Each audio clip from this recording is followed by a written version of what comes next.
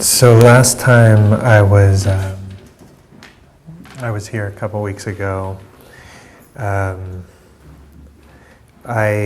began with a quote from Lindy West, who wrote an editorial in New York Times around the sexual violence and the kind of reclaiming of the voices of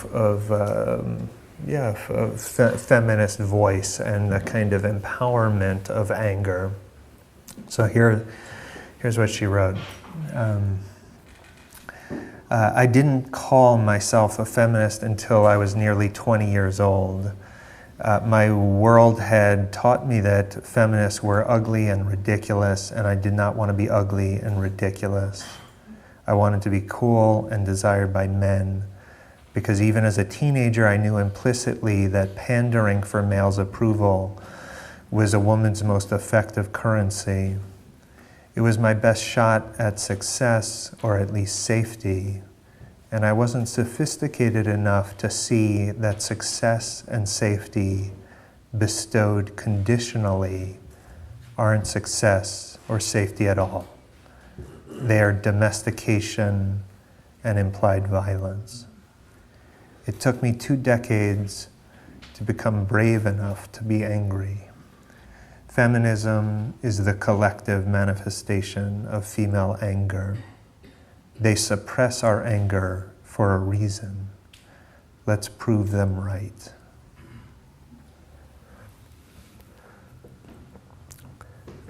And from there, I kind of set the stage and proceeded to talk about forgiveness. And the intention was actually to use that quote in a sense to cast a kind of shadow over what was said subsequently, the kind of redemptive power of anger, problematizing, complicating how we actually think about forgiveness in this moment. Yeah? But at the same time, there's a way in which I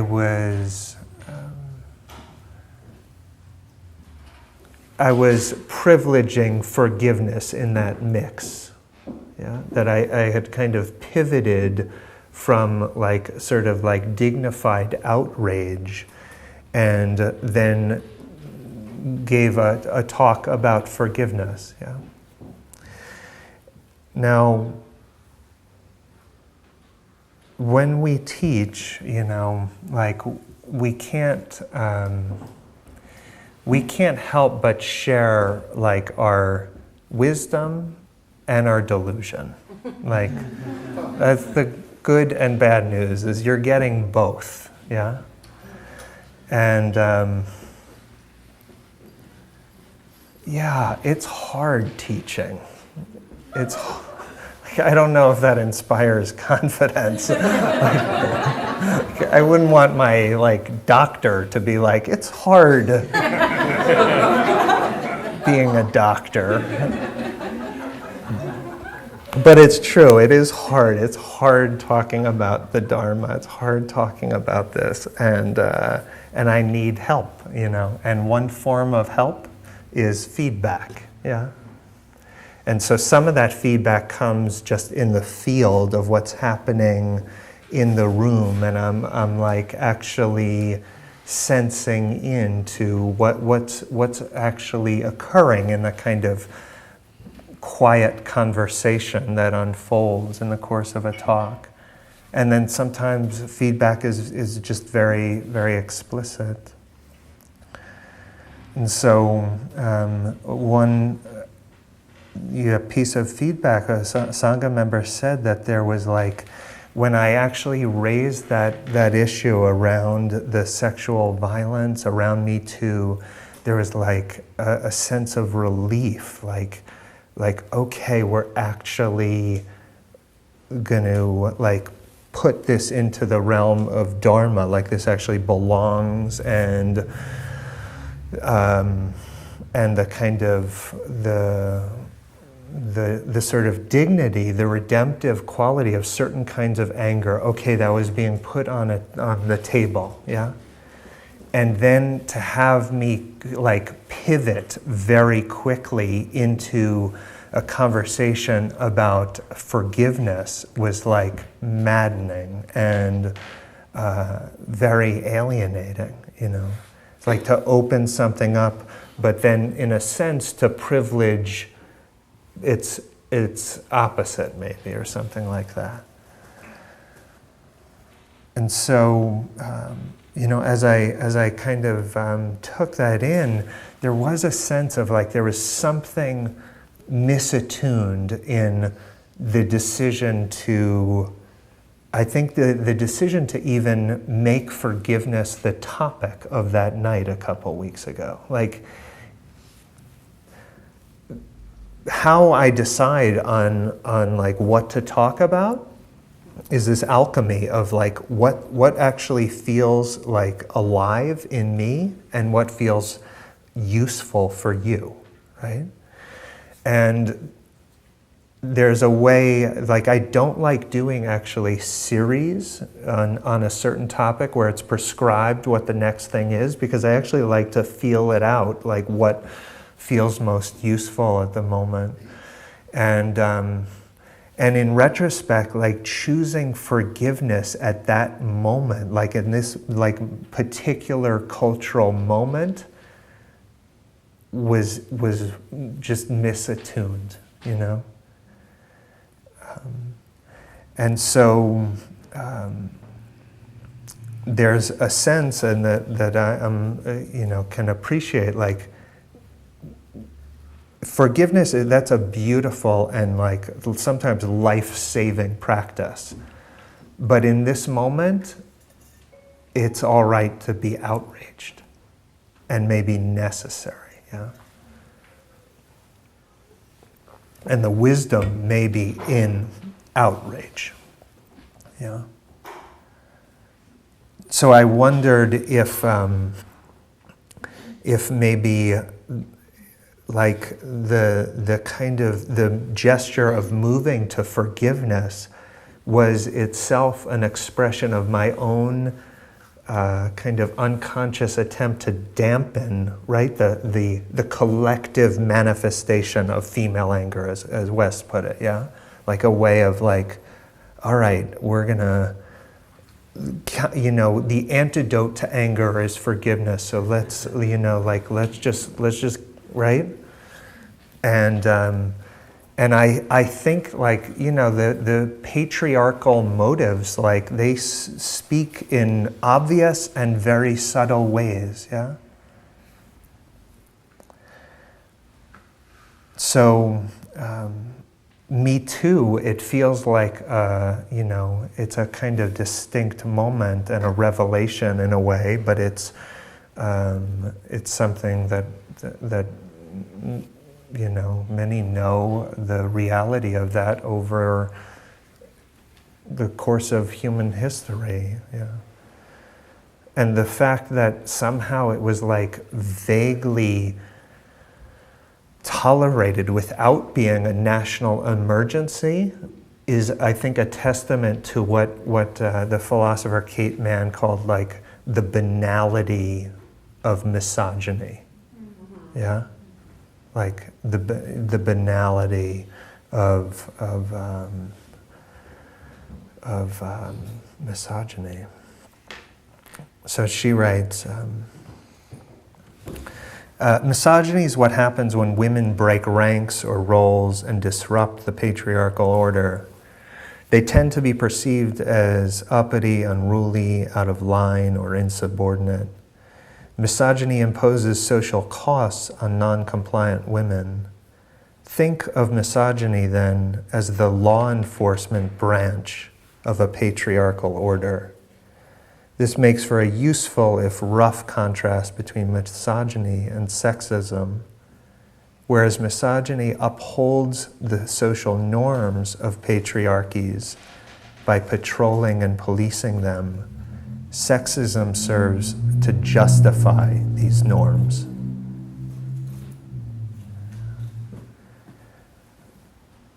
It's going to take some anger to break through some of that shit, yeah? It's not going to be like a simple, clean, dignified process, right?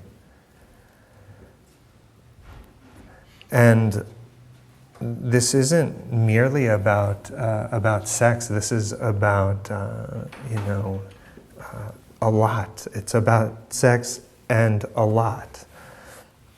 This is Rebecca Traister. She says, none of this is simple, none of it is easy. It's increasingly difficult to parse and live through. That's precisely because what we're unpacking, what we're picking apart is not some single thread, it's the knotted weave of inequity that is the very stuff of which our professional and political and social assumptions and institutions are made. Having this conversation as if it's about sex and not about equality involves pain in its own ways.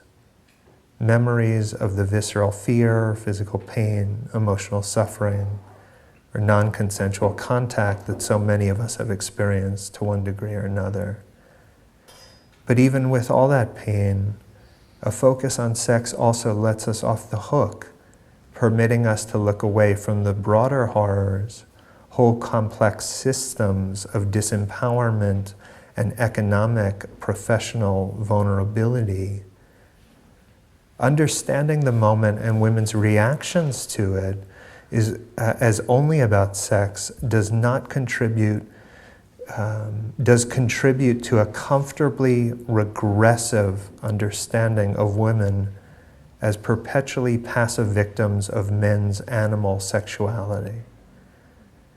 And while I share the fear that this moment will end with a recommitment to patrolling women's virtue and undermining their sexual agency, I am just as worried about what we will not do, the thing that is harder and more uncomfortable and more inconceivable, addressing and beginning to dismantle men's unjustly disproportionate claim to every kind of power in the public and professional world.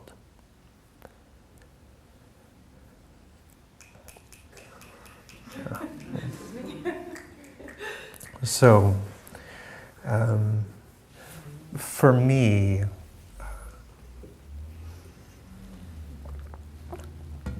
I've only known anger and hatred along the same continuum. Like for me, there is a continuum that ranges from like mildly irritated to anger to hatred, but they're all on the same spectrum. And anger is moving me closer to hatred. And hatred that terrifies me,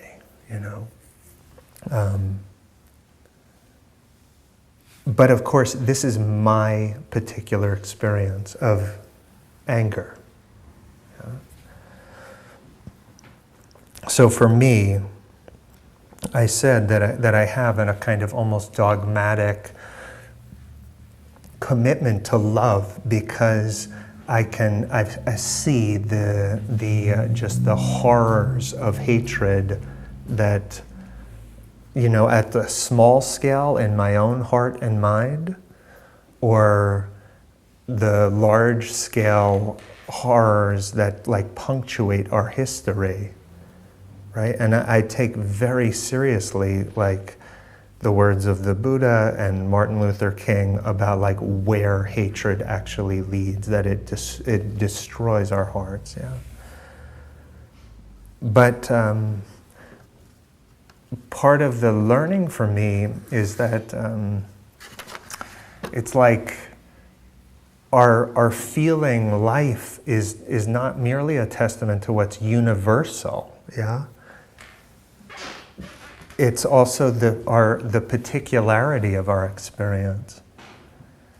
And so my experience of anger is like, there may be some aspect of it that is universal, but then my particular experience of anger is very conditioned by my own history and social location and being, like being white and male and heterosexual, and that this is actually very important in informing the kinds of experiences of anger that I've had. And the fact that I have not had my boundaries like relentlessly tested and sometimes trespassed accounts for some of the way I experience and don't experience anger.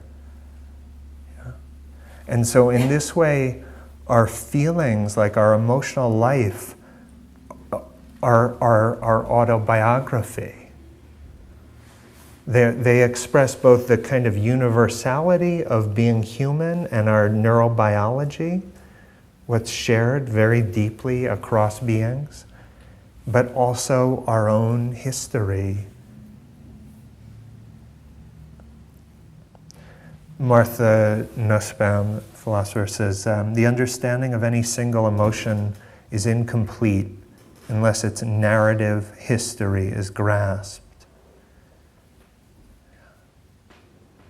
So the feedback that I got was like, no, there's actually a kind of anger that is devoid of hatred. There's an anger that just says like no, like absolutely no to what needs to be met with resistance. But that anger is not on the same continuum that moves us towards hatred and vilification and the need to demonize others. Again, this is Nussbaum. If emotions are suffused with intelligence and discernment, and if they contain in themselves an awareness of value or importance, they cannot be easily sidelined in accounts of ethical judgment. We will have to grapple with the messy material of grief and love, anger and fear, and the role those tumultuous experiences play in conversations about the good and the just.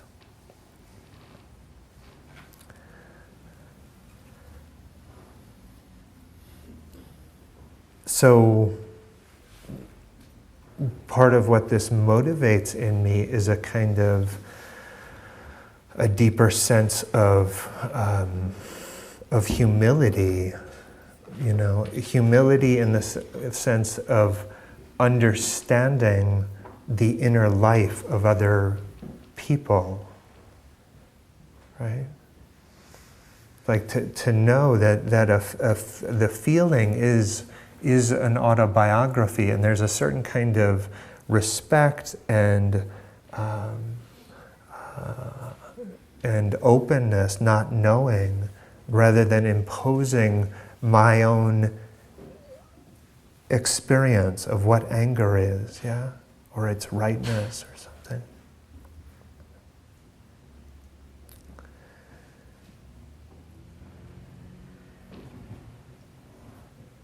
So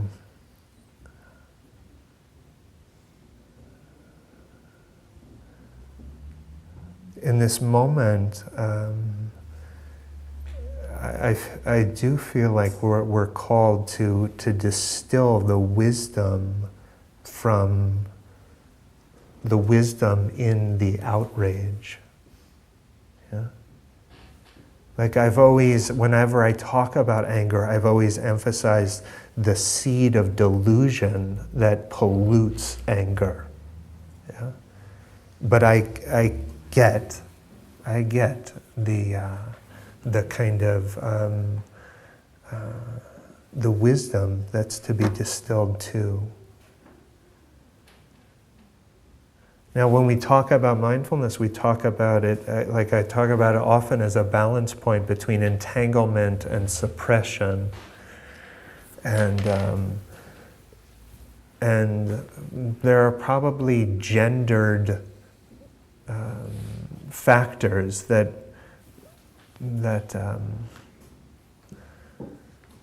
influence like how we think about anger specifically, and what, like what Lindy West was alluding to, the kind of like redemptive quality of anger that just says no. And it's hard, not to fall into one of the kind of extremes of entanglement or suppression. Yeah? But sometimes, like, sort of like a brittle pushing down masquerades as equanimity or something. There's a subtle like form of suppression, and I don't know, but maybe this is this may be especially the case for certain emotions with certain genders. Yeah, but there's this way in which it's like, and maybe it's culturally not sanctioned to actually be with the energy of anger and sometimes to express that. But to the extent that we're going to distill wisdom from any emotional chapter of our life, it means that there's this like radical permission to feel it. And sometimes we're going to err on the side of moving towards entanglement or doubling back and moving towards suppression. And we need to do our best to ferret out the kind of the sort of fake models of the center point. Yeah.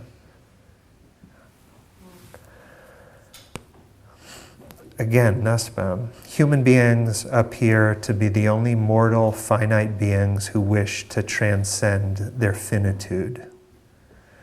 They are the only emotional beings who wish not to be emotional, who wish to withhold these acknowledgments of neediness and to design for themselves a life in which these acknowledgments have no place. This means that they frequently learn to reject their own vulnerability and to suppress awareness of the attachments that entail it. We are the only animals for whom neediness is a source of shame, and who take pride in themselves to the extent to which they have allegedly gotten clear of vulnerability.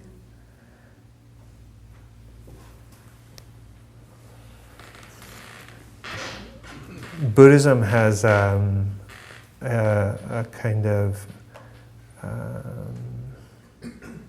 bleak history on this question of the empowerment of women, and that's a topic for another day. But as a number of writers, practitioners have said, like, in a sense, the consequence of the practices that we're doing, and I feel this, the consequences of looking inwards, of actually exploring our own gender identification, the consequences of that is feminism. Yeah, that's actually the expression of our exploration of our inner life and our own gender identifications and all of its complexities. Would you say the same thing about, I don't know what number precept it is, but, not engaging in sexual misconduct? I mean, is that essentially feminism as well?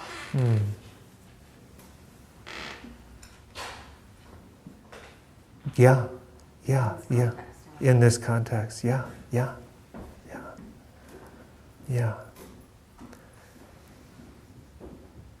So, um,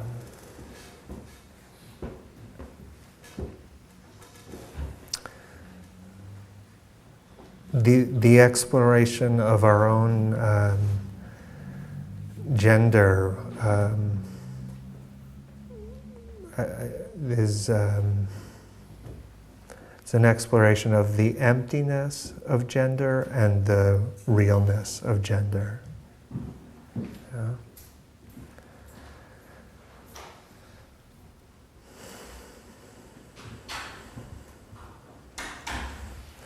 This is the artist Janelle Monae. She said this at the Women's March last year in January. Women will be hidden no more. We will not remain hidden figures. We have names. It was a woman that gave you Dr. Martin Luther King Jr. It was a woman that gave you Malcolm X. And according to the Bible, it was a woman that gave you Jesus. Don't you ever forget it. Let's sit for a minute.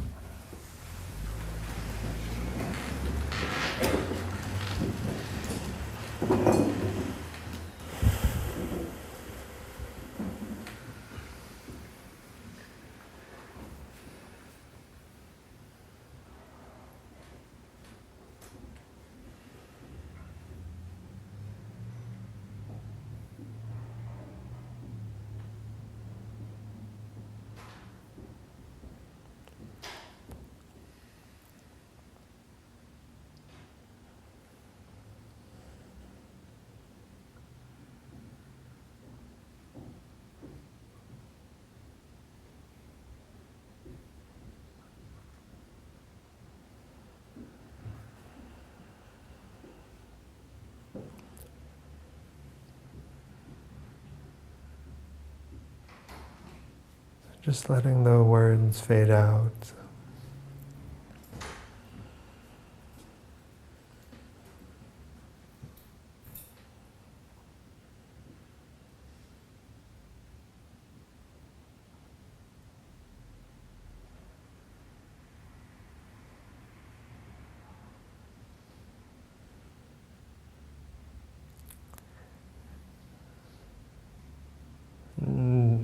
This last minute here, just tending to your own heart in whatever way is appropriate and skillful.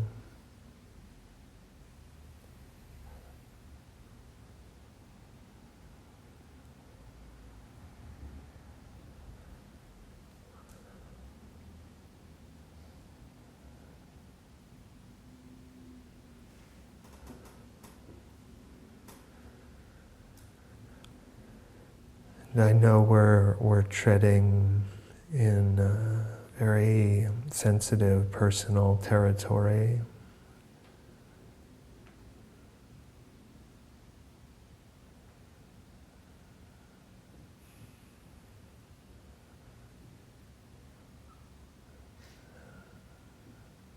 I know it's a cisgendered man saying these words.